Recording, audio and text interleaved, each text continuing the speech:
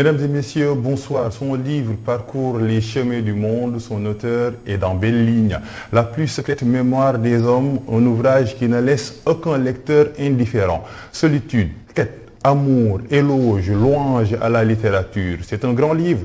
C'est pourquoi il ne parle de rien, mais le narrateur a la capacité de photographier le destin en disant l'indicible. Tout le charme de cette plume Goncourt, invité de l'émission Belle Ligne, est spécial parce que c'est un écrivain spécial.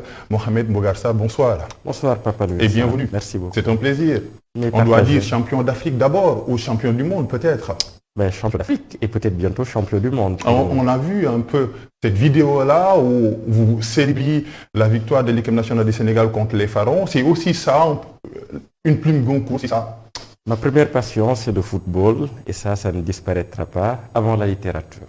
C'est pour ça que j'étais au stade et que j'étais derrière les lions, comme tout le peuple sénégalais. Le prix Goncourt change-t-il la vie de l'auteur primé comme vous, Bougar? Cela dépend. Il y a toujours deux niveaux qu'il faut considérer.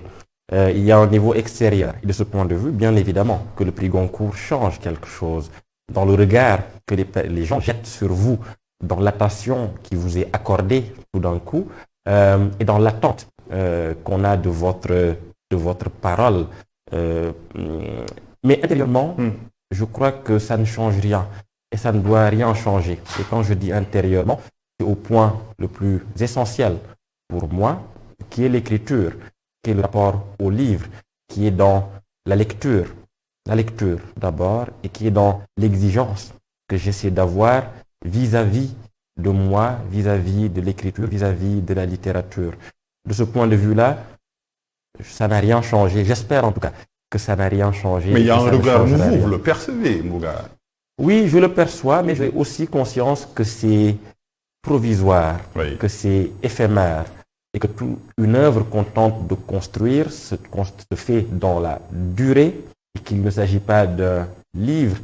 Un prix reçu ne doit pas dévier de l'objectif qu'on a, qui est toujours un objectif d'aller plus loin dans son écriture, d'aller plus loin dans la tentative de dire quelque chose de soi, des autres, du monde, et d'essayer de faire vraiment œuvre de littérature. Cela peut paraître un peu prétentieux de le dire en ces termes-là, mais au contraire, j'estime que la littérature est le plus important et que tout ce qui arrive, les prix par exemple, aussi importants soient-ils comme le prix Goncourt, sont des encouragements, ce ne sont pas des fins en soi, et ce n'est pas parce qu'on est prix Goncourt qu'on serait dispensé soudain de travailler, qu'on serait dispensé de douter, qu'on serait dispensé de lire et d'avoir des complexes, qu'on serait dispensé du travail nécessaire, de l'humilité devant le texte à lire et à écrire. C'est important. Ce livre nous suit partout. Ce livre goncourisé par la critique littéraire. Cette même critique littéraire avait crucifié des auteurs dont vous rendez hommage. Il s'agit de Yambo Woylogun ou Roberto Bolaño. Est-ce qu'on peut dire un peu c'est la revanche des oubliés, une même critique littéraire qui célèbre un ouvrage, qui rend hommage à des écrivains sacrifiés par une critique littéraire, par exemple? En un sens, on peut considérer que tout le travail de la littérature est de tenter de sortir de l'oubli un certain nombre de figures. Il s'agit ici de figures littéraires qui peuvent être entourées de ce qu'on appelle l'aura de la malédiction, mais qui au fond ne sont pas si maudits que ça. Bolaño et Yambo Woylogun sont peut-être à part dans la marge de l'histoire littéraire, plus d'ailleurs Woylogun que Bolaño, mais en un sens, leurs livres ont toujours continué à vivre, et ont continué à vivre dans une sorte d'ombre, pour ce qui est de Woylogun en tout cas, et je suis tout à fait heureux qu'à la faveur de la publication de la plus secrète mémoire des hommes, beaucoup de gens aient redécouvert l'histoire de Yambo Woylogun. Bolaño a la malédiction de la mort précoce, qui, comme on le sait, entoure tout de suite son auteur d'une sorte d'aura sacrée, mythique ou mythologisée. Mais c'est tout cela qui est aussi à l'œuvre, c'est tout cela qui est aussi le propos de la plus secrète mémoire des hommes. Et d'ailleurs, beaucoup de gens, j'en profite, me demande quel est le sens de ce titre, alors je l'emprunte à Bolagno, Oui. mais ayant lu le livre, beaucoup de gens me demandent, mais on ne voit pas tellement le rapport entre la plus secrète mémoire des hommes et ce que vous racontez dans le livre, entre le titre et le contenu du livre. Je pense toutefois qu'il y en a un. Lequel? Il faut se poser la question. Quelle est la plus secrète mémoire des hommes? Qu'est-ce que cela veut dire lorsqu'on pose la question?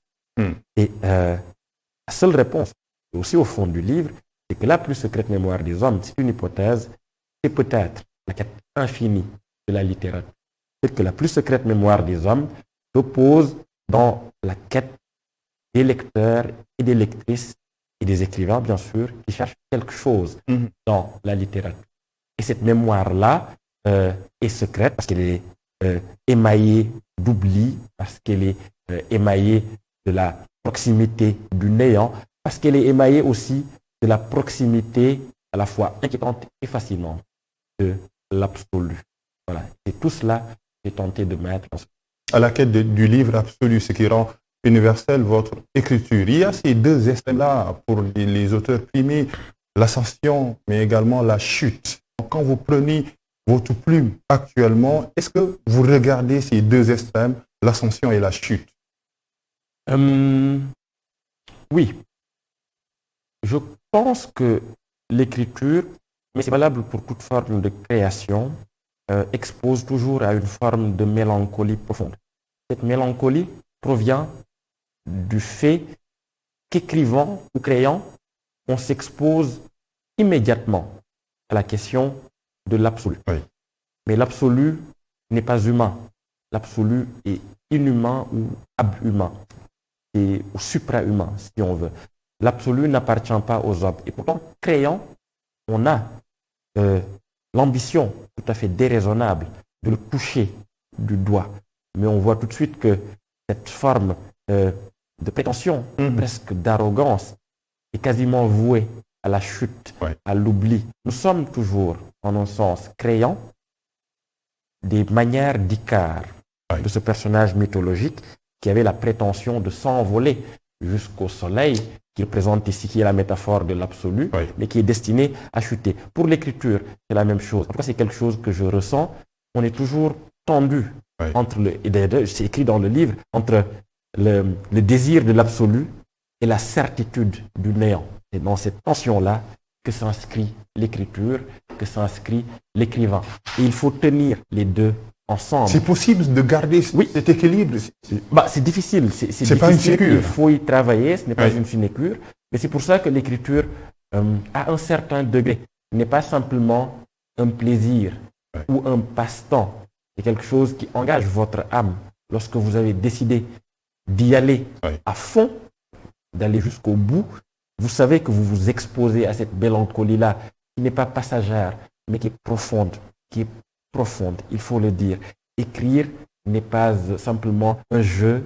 Bon, évidemment, on peut le faire pour s'amuser, on peut le faire pour se divertir, mais j'estime qu'à un certain degré, évidemment, ça engage d'autres choses sur le plan existentiel et on n'écrit jamais impunément, on n'écrit jamais gratuitement. Tout ce qui est écrit avec de l'âme vous prend une partie de votre âme. Et c'est ce que je tente de dire dans ce livre, une expérience que beaucoup de créateurs ont en commun, dont ils pourraient parler, cette sorte de mélancolie de l'absolu, de mélancolie devant l'absolu, qui est faite de cette tension-là entre le désir de trouver quelque chose de secret, de mystérieux, et la certitude qu'on ne le trouvera pas et qu'on finira toujours dans une sorte d'échec magnifique, mais qui pourrait être la définition même de la littérature. C'est une mélancolie qui happe vos personnages. Un grand livre ou un bon livre doit-il faire scandale, Mohamed Mbougar Sarr? Je crois qu'un grand livre fait toujours en un sens scandale, mais tout dépend de ce qu'on appelle scandale. Parce qu'on l'a vu avec Madame Bovary, on l'a vu également Ulysse de James Joyce, on l'a vu le deuxième siècle de Simone de Beauvoir, ou Cracher sur vos tombes de Boris Vian, par exemple. Mais ce sont toujours des livres qui font scandale d'abord par la littérature. C'est ça. Et je veux dire que ce sont d'abord, un grand livre fait scandale par son approche de la littérature, par son langage, par ce qu'il dit et la manière dont il le dit. Le premier scandale est là. Pour parler d'un exemple concret, Wologam, Yambo Wologam, dont je parle, avec le devoir de violence, a fait scandale évidemment pour le propos du livre. Mais lorsqu'on regarde de plus près, le plus scandaleux dans ce livre, c'était sa langue, c'était son style, c'est la liberté extrême qu'il s'accorde comme écrivain, comme créateur, pour mêler des genres, pour aller de la saga historique à la fable cruelle. Et tout cela est scandaleux littérairement. Ensuite, évidemment, dans le contexte d'une société et d'une réception sociale, un livre, lorsqu'on y a mis son âme, je reviens souvent sur cette image-là, mais lorsqu'on y a mis quelque chose de profond, fait toujours scandale, parce qu'évidemment, ça touche à des choses très profondes chez celui qui l'a écrit. Et évidemment, ceux qui le lisent, je pense, peuvent le sentir. Et comme aucun livre n'est destiné à faire l'unanimité, en tout cas, il faut s'inquiéter lorsqu'un livre fait l'unanimité. Ça ne fera pas vivre le livre, voilà, a besoin du débat. C'est ça la littérature, il faut du débat, il faut du dissensus. C'est ça aussi l'intérêt d'une réception. Et je pense que tout livre qui fait scandale est un livre qui fait avancer aussi la réflexion sur quelque chose, le débat sur quelque chose.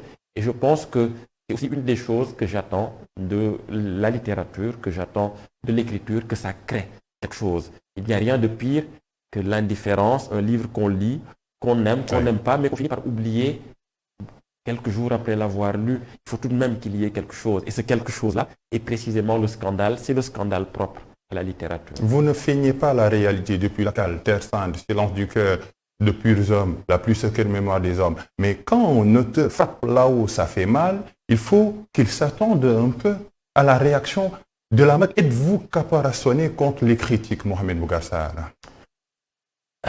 Depuis plusieurs années, oui. Je réfléchis dans le contexte de la société sénégalaise. J'ai écrit plusieurs textes, notamment lors des ateliers de la pensée de 2019, à ce que la société sénégalaise attend de ses écrivains. La question, c'est qu'est-ce qu'être un écrivain dans cette société précise? Une grande interrogation. Qu'est-ce qu'être un créateur de fiction? Qu'est-ce qu'écrire une fiction dans un pays qui est très attaché au réel? Quel rapport établir entre le réel et une fiction? Comment faire pour que les lecteurs sénégalais, en l'occurrence, mais ça peut s'étendre à beaucoup d'autres pays, reçoivent une fiction qui semble brouiller l'imaginaire et le réel? Ce sont un ensemble de questions que je me pose et qui ne me protègent pas contre les critiques. Lorsqu'on me fait une critique, évidemment, ça peut me toucher, qu'elle soit bonne ou plus désagréable, plus réservée. Mais au fond, j'essaie de dépasser ça pour aller dans l'intérêt, ce qui est le plus intéressant. C'est toujours que la littérature est au cœur d'une discussion, d'un débat. C'est pour cela que j'accepte toutes les critiques à partir du moment où elles s'appuient sur la lecture, où elles s'appuient sur une connaissance de l'objet, du livre, de l'histoire. Là, on peut poser un débat. C'est pour cela que il y a un premier niveau des critiques, qui est un niveau, un degré quasiment superficiel. Les critiques qu'on vous jette comme cela, ça, voilà, je peux l'assumer. Mais ce qui m'intéresse le plus, ce sont les critiques vraiment plus profondes, qui ne s'attachent pas à l'homme, mais à l'œuvre, qui partent de l'œuvre d'une certaine manière et qui partent du langage de ce qui est écrit. Pour moi, c'est ce qui est le plus important. Écrire, c'est d'emblée savoir que la liberté que l'on prend pour écrire ne peut exister ou n'a de sens qu'à condition que tous les lecteurs, pas des commentateurs, des lecteurs, aient aussi la liberté de vous critiquer après vous avoir lu. Mais c'est aussi ça, être un écrivain dans ce pays, il faut pouvoir l'assumer. La liberté, vous la gardez toujours, cette liberté d'écrire, d'expression? J'essaie de la garder parce que j'estime que écrire sans liberté, c'est toujours être dans des calculs de sensibilité. Or, la seule sensibilité qui doit prévaloir lorsqu'on écrit, c'est bien évidemment la sienne. Pas dans une sorte de narcissisme où on penserait que notre sensibilité serait la seule valable. Mais en réalité, on ne peut partir que de sa sensibilité. Et tout le travail de l'écrivain est de rester fidèle à cette sensibilité-là, tout en n'ignorant pas une société, un contexte, une histoire, en prenant tout cela en compte, mais en essayant d'en faire quelque chose par au prisme de sa sensibilité. Donc cette sensibilité-là, c'est pour la garder intacte, pour la garder d'une certaine manière intéressante, il faut un minimum de liberté. La fiction, je l'ai souvent répété, est un espace de liberté. Ensuite, la manière dont les gens le reçoivent, l'interprètent, en font un commentaire, on est déjà dans un autre espace et un autre temps. Mais lorsqu'on écrit, lorsqu'on crée, notre liberté est notre arme la plus précieuse. Notre sensibilité est notre arme la plus précieuse. Et je pense qu'il faut rester le plus fidèle possible à cela. Sinon, on trahit quelque chose de soi, et un créateur qui trahit la raison pour laquelle il crée finit par mourir. Et quand je dis mourir, c'est vraiment la mort esthétique. Il n'est plus productif, c'est-à-dire qu'il ne dit plus, je pense, rien de très intéressant. Après, il faut pouvoir assumer maintenant, une fois qu'on a créé, de recevoir des critiques, d'avoir des gens qui ne sont pas d'accord, d'avoir des gens qui ne vous aiment pas, d'avoir des gens qui vous aiment, parfois pour les mauvaises raisons. Mais tout cela, d'une certaine manière, vient après. L'essentiel, il faut rester concentré sur ce qu'on fait, savoir ce qu'on veut, savoir ce qu'on cherche dans la littérature et rester dessus. Rester dessus. Ne pas trop s'exhiber, ne pas trop parler, ne pas trop se mettre en scène, mais toujours renvoyer à l'œuvre, toujours renvoyer au livre. Parce que c'est là que la vérité d'un auteur se trouve. C'est important. Et dans de telles circonstances, le piège pour l'auteur, c'est de faire partie du consensus social. Oui. C'est ça. Oui, c'est ça. Et refuser, par exemple, les œillets fabriqués par la société. Exactement. Mais justement, je pense qu'un auteur n'est pas là pour créer du consensus. Je crois qu'un écrivain n'est pas là pour créer du consensus. Il est là, il n'est peut-être pas là pour créer du consensus non plus. Il n'est pas là pour toujours mettre le feu aux poudres. Mais je pense qu'il est là pour ouvrir des fenêtres, pour multiplier les perspectives, pour dire que ce qu'on appelle le réel n'est jamais univoque ou uniforme et qu'il y a toujours plusieurs interprétations, plusieurs regards possibles sur le réel. C'est la grande leçon de Milan Kundera. Multiplier toujours les points de vue, les personnages, les regards et les vérités qui s'affrontent et les langages qui s'affrontent au milieu d'une société. Et ça, le travail fondamental, élémentaire en tout cas, de l'écriture. Un personnage n'est pas simplement une projection, voilà, c'est pas simplement une sorte de création qui sert à l'intrigue. Un personnage est toujours plus intéressant que ça. C'est toujours celui qui dit qu'il y a un regard possible qui est différent de notre regard.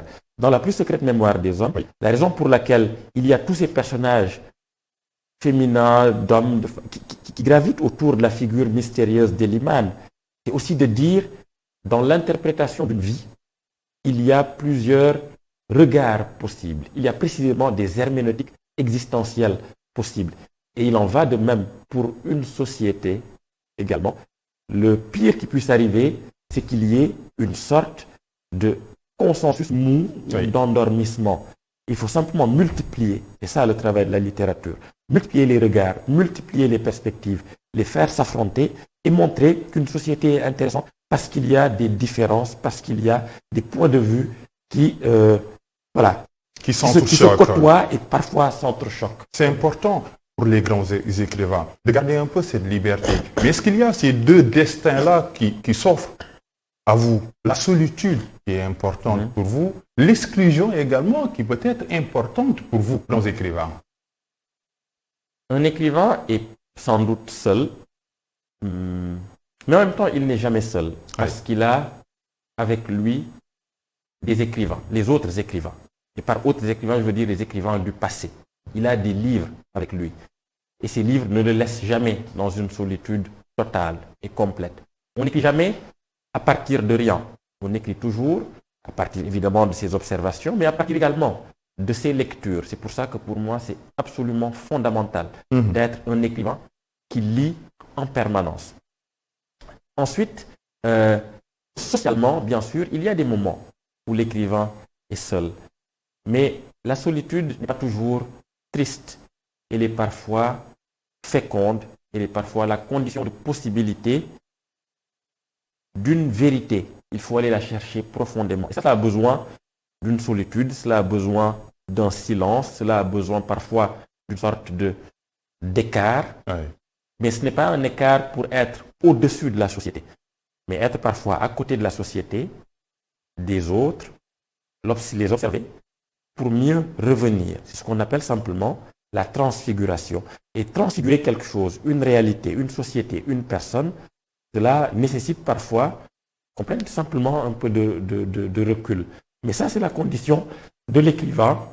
Et être seul n'est pas toujours une tristesse.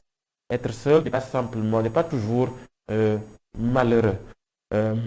Parce que je crois que dans la solitude, dans le face-à-face nu, et parfois difficile avec soi, avec sa conscience, avec sa sensibilité, qu'on arrive à dire quelque chose, vraiment, à toucher du doigt quelque chose d'intéressant pour soi et peut-être pour les autres aussi. Donc, je n'ai aucun problème à être seul parce que je sais d'une part que je ne le suis jamais totalement et d'autre part que cette solitude, si tant est qu'elle soit, est aussi nécessaire. Parlons maintenant de la réception occidentale en première ligne. Pourquoi depuis René Maran, Goncourt-Izé, l'écrivain africain est toujours comparé à, comme disait un peu Elgas, l'écrivain africain a peut-être perdu son innocence depuis longtemps. Pourquoi dans la réception, l'écrivain africain est toujours comparé à, le premier à, etc. Mais évidemment, c'est vraiment tout un langage, tout un vocabulaire, toute une rhétorique. On sent une inégalité politique, on sent une inégalité historique. C'est-à-dire qu'évidemment, pendant très longtemps, l'étalon a été la littérature dite occidentale. La littérature, plus particulièrement européenne. Si on considère que l'Occident européen s'est transbordé à peu près un peu partout dans le monde, s'est projeté un peu partout dans le monde, en prenant bien soin de dissimuler, de recouvrir tout un ensemble de créations, de littérature qui existaient déjà sous des formes très différentes, voilà, par exemple.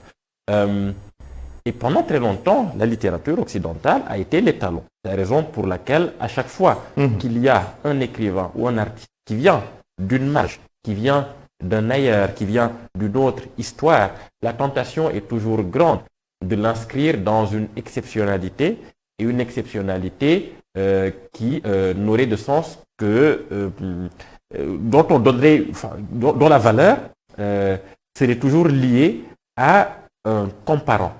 Voilà. Et le comparant est toujours, souvent, occidental. Vous l'avez vécu? Oui, d'une certaine manière. Mais puisque la plus secrète mémoire des hommes parle précisément de cela, oui. C'est un livre qui désamorçait. C'est ça. Sous un mode ironique, sous un mode féroce, cruel parfois, toutes les ambiguïtés de la réception d'un auteur noir, en l'occurrence d'un auteur africain, d'un auteur qui est en l'occurrence ici sénégalais. C'est-à-dire que, puisque c'est l'un des thèmes, des motifs qui traversent le livre, la réception a pris garde à ne pas tomber dans le piège que le livre lui tendait. C'est pour cela c'était choisi. Oui, ça c'était choisi. C'était ma propre perversité d'une certaine manière. C'est-à-dire que il y a un piège qui était tendu. Oui. Et c'était de dire, on va voir si vous tombez dans ce piège-là. Et évidemment, lorsqu'on lit cela, on est beaucoup plus prudent. C'est-à-dire qu'en France, par exemple, en Europe de façon plus générale, j'ai vu que beaucoup de journalistes faisaient attention à la manière dont ils qualifiaient, dont ils recevaient, dont ils parlaient du livre, parce que le livre avait désamorcé toute cette tentation-là de toujours comparer à, de toujours se référer à une sorte de régime, de l'inscrire dans un régime d'exceptionnalité, le premier noir à, etc., etc. Donc bon, ça n'a pas manqué, mais ça a été fait avec beaucoup plus de prudence et moins moins de spontanéité, s'il faut le dire comme cela, dans la facilité qui consisterait toujours à reproduire de vieux schémas. Et je pense qu'on avance, qu'on va dans le bon sens, et qu'un jour viendra où un écrivain originaire ou africain, originaire d'Afrique ou de la diaspora africaine, recevra un prix sans que ça ne soit un événement avec un E majuscule, sans que ça ne soit une sorte d'histoire. Après, il se trouve que là, pour plusieurs raisons, c'est le cas. Il y a plusieurs symboles. Il y a la situation qui le veut, politique. Il y a le fait que le premier écrivain noir à l'avoir eu l'a eu il y a exactement 100 ans, etc. Donc il y a tout ça à exister.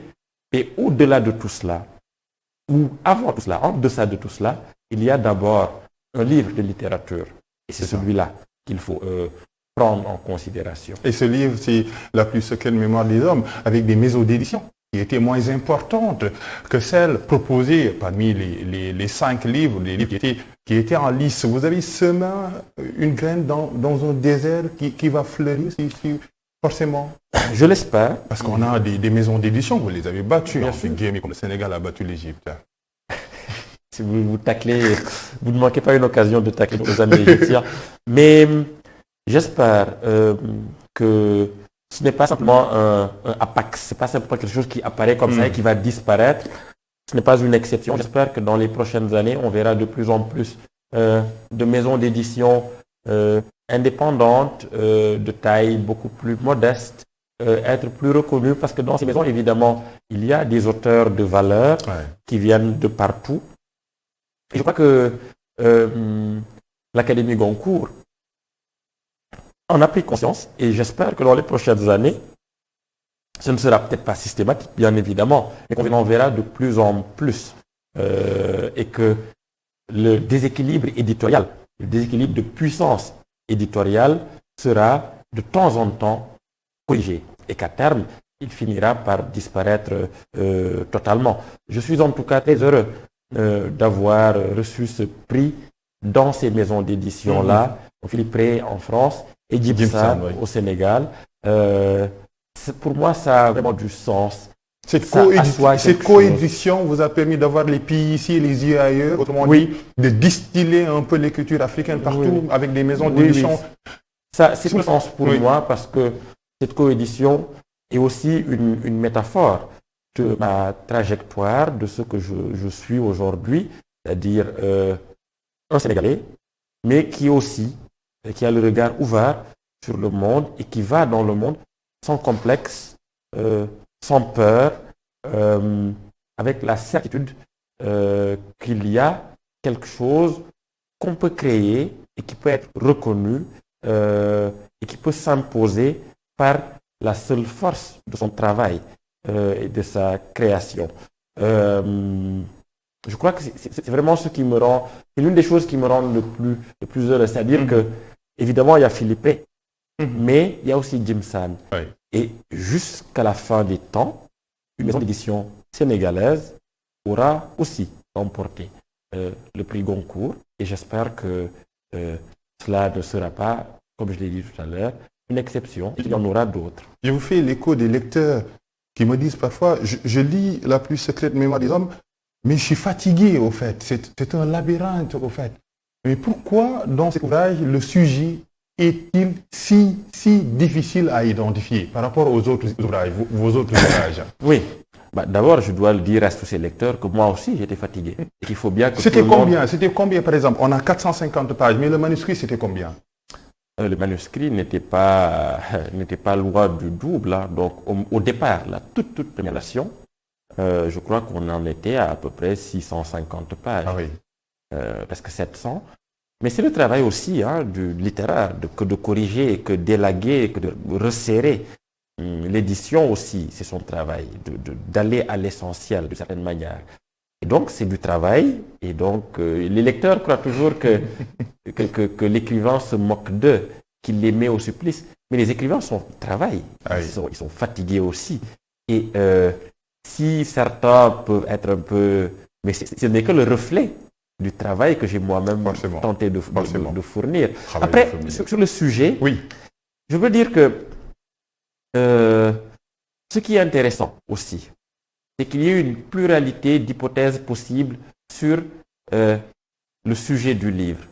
Moi, je voulais échapper au sujet parce que je crois qu'il est aussi intéressant de temps en temps d'offrir un livre ouvert. Umberto Eco parlait d'œuvres ouvertes. Et ce qu'il voulait dire par là, c'est que le lecteur, tout lecteur, contribue à l'élaboration du sens d'un livre. Toute herméneutique, toute interprétation d'un livre fait partie finalement du livre en train de s'écrire toujours, même quand il a fini d'être écrit et qu'il est passé chez le lecteur.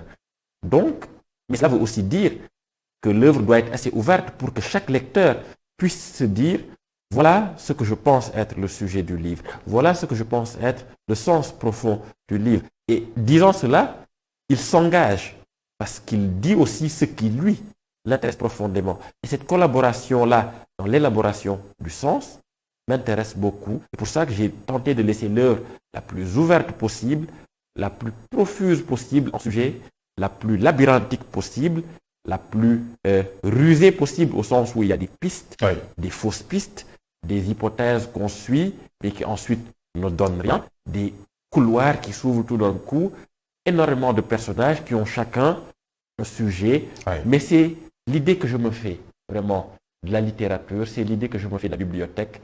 C'est un espace où on peut aller dans tous les sens et qu'il n'est pas un espace fermé, mais qu'il y a un espace vraiment ouvert.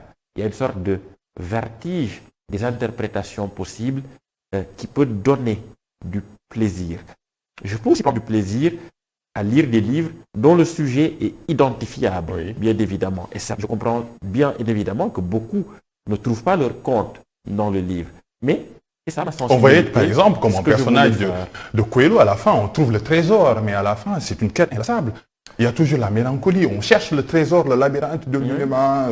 Mais j'ai dit tout à l'heure que la plus secrète mémoire des hommes, c'est la littérature, mais la plus secrète mémoire des hommes, c'est aussi la mémoire de la quête, la mémoire du voyage. C'est peut-être une métaphore de notre existence, tout simplement. Nous marchons, nous cherchons quelque chose, et la fin serait peut-être lorsqu'on trouve une réponse. C'est-à-dire qu'il n'y a rien de plus mortifère, finalement, que d'avoir une réponse. Je vais reciter Kundera, parce que c'est l'un de mes maîtres. Le plus intéressant, lorsqu'on écrit, c'est d'apporter des réponses, des questions. Le roman apporte des questions, tente de trouver de nouvelles questions. Et ce sont des métaphores de quête infinie. Il n'y a pas de réponse, où la seule réponse, c'est la quête, tout simplement. Ce n'est pas une pirouette, c'est vraiment existentiellement, je pense, quelque chose de significatif, que de toujours être en mouvement, que de toujours chercher quelque chose. Et c'est le sens, je pense, de la littérature, et c'est ce que j'ai tenté d'enfermer dans ce livre aussi. L'existence est un labyrinthe, et je crois qu'il fallait le métaphoriser dans un livre, et c'est ce que j'ai tenté. Parce qu'on peut fermer la dernière page du livre, mais le livre continue. Ce qui est important dans le titre, c'est un lieu d'énonciation anticipée, c'est le mot secret. Autour du mot secret, auteurs et lecteurs se télescopent. Ce qui est secret, ce qui est mystérieux, c'est ça le sens de la vie. Je crois, et je pense que c'est ce qui nous intéresse d'ailleurs. Je crois que les êtres humains sont des chercheurs. Je pense que les êtres humains sont des aventuriers. Ils sont toujours des créatures, je pense, qui ont besoin d'aller vers quelque chose, d'essayer de trouver quelque chose, mais qui ont aussi besoin, très paradoxalement, de ne pas trouver cette chose, en tout cas de ne pas l'attraper. Je pense que c'est ce qui nous meut toujours, ce qui nous émeut aussi, c'est vraiment ce qui se trouve au bout du tunnel, qu'on aperçoit, qui nous tire à lui, qui nous élève aussi spirituellement, intérieurement, mais qui reste aussi une sorte d'absolu inatteignable, mais qui nous élève. Voilà, toujours. Moi, je suis vraiment... et c'est d'ailleurs, nous sommes dans un pays religieux, disons, à majorité musulmane, mais aussi chrétienne, et je crois que il y a dans les discours religieux au Sénégal une sorte toujours de postulation d'un mystère qui élève les êtres, et qui les rend... Une sorte de discipline de l'arcane. Voilà, exactement, j'allais parler de l'arcane.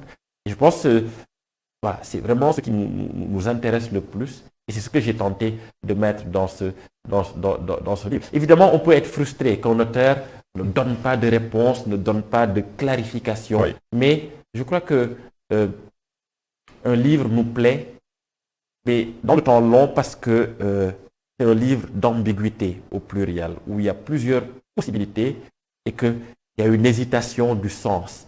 Et c'est dans cette hésitation du sens-là que provient le plaisir, je crois. Si vous regardez actuellement votre ouvrage, le narrateur se détache un peu de l'auteur, vous avez envie de lui dire quoi, ce livre? Au livre? Oui, oui, la plus secrète mémoire des hommes. Parce que c'est l'auteur qui parle, mais pas le narrateur, par exemple. Eh ben, je crois que je lui aurais dit, je pourrais lui dire qu'il aurait quand même pu faire un effort pour être un peu plus, un peu meilleur, simplement, dans certaines parties. Mais je lui dirais aussi qu'il m'a beaucoup fatigué et que je suis très heureux aujourd'hui qu'il soit passé aux mains d'autres et qu'il fasse son chemin en compagnie d'autres que moi, puisque j'ai longtemps cheminé avec lui, là-bas il y a à peu près 3 ans, et 3 ans vraiment pleins où j'étais vraiment... On peut dire 3 ans seulement. Oui, mais c'est tout de même long. Il faut s'imaginer faire ça chaque jour pendant 3 ans. C'est quand même très long. Donc je suis heureux aujourd'hui qu'il soit passé à un autre stade de sa vie. C'est comme si je m'en étais d'une certaine manière débarrassé. Mais il continue à sa manière à me hanter aussi. Non seulement parce que je continue à en parler, mais aussi parce que il y a une sorte de sillage. Vous savez, lorsque certains astres passent, il y a toujours un sillage qui est derrière. C'est ce sillage-là souvent qui est le plus beau et le plus mystérieux. L'astre est déjà passé. Mais ce que l'on voit en général, c'est la queue de la comète. C'est le sillage de l'astre. Et c'est celui-là qui nous laisse le plus rêveur, le plus mélancolique. Donc, il y a une mélancolie pendant l'écriture, mais il y a une mélancolie après l'écriture aussi, du texte qu'on a écrit et qui nous laisse une sorte de sillage, une sorte de parfum qui flotte comme cela. Et de temps en temps, il me revient. L'ouvrier se met déjà à l'écriture dans notre ouvrage? Non, pour l'instant non, parce que... C'est le repos. C'est le temps du repos, mais c'est un repos tout à fait relatif parce que ce qu'un prix tel que celui-ci apporte aussi énormément de sollicitations. Je parlais tout à l'heure du regard extérieur. Tout cela fait aussi partie de ce prix. Les sollicitations, les rencontres avec les lecteurs, qui sont aussi de très bons moments, mais qui vous prennent beaucoup de temps et d'énergie et qui ne vous laissent pas cette solitude dont on a parlé aussi, qui ne vous laisse plus le loisir de vous remettre à votre table de travail pour écrire. Mais j'espère que ça viendra. Je ne suis pas pressé. La littérature est aussi une école de la patience. Forcément. Et il faut attendre que quelque chose vous habite assez profondément pour que vous ayez envie de l'écrire. Pour l'heure, rien ne m'habite assez profondément. J'ai quelques idées comme ça, mais rien de très élaboré, profond, pour que je me dise, voilà peut-être un livre possible, mais on verra dans 5-10 ans. On verra.